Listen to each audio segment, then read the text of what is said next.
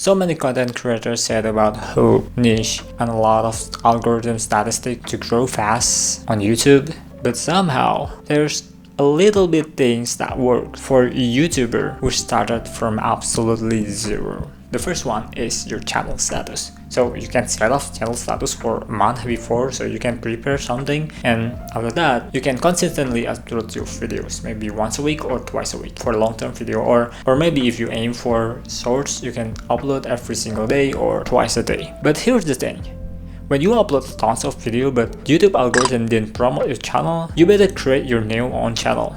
And you can move out your old videos on your old channel to the new one. Because here's the thing, I've been trying to experiment about creating 3 channels and upload the same video, and the result is quite different. So you can experiment by making another channel and choose wisely, which is good for the statistic or how YouTube treat your channel. And the second one is, don't focus about niche first.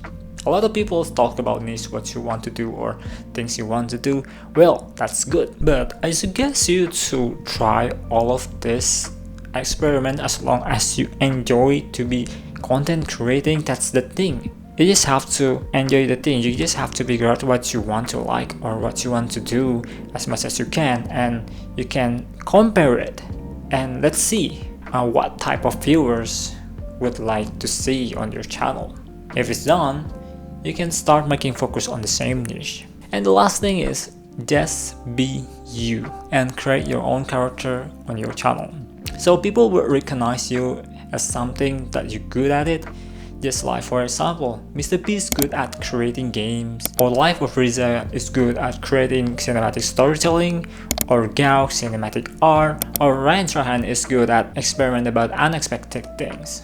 So what are you good at? There's additional things that you have to consider while you're starting YouTube channel from absolutely zero is the hook, time upload, tags, thumbnails, titles, anything like that, and a community. You can join a community or you can build your own community and share your thoughts, your ideas, or you can join community based on your niche, what you want to focus. But if you want to creating content for just fun, as long as you're happy to enjoy creating it, you don't need to focus on statistics and do a lot of things about numbers. Enjoy yourself, maybe someone will follow you. That's a bonus.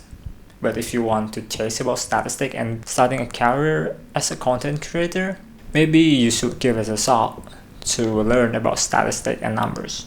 And good luck for everyone who start creating content this year. And that's all for today. Assalamualaikum.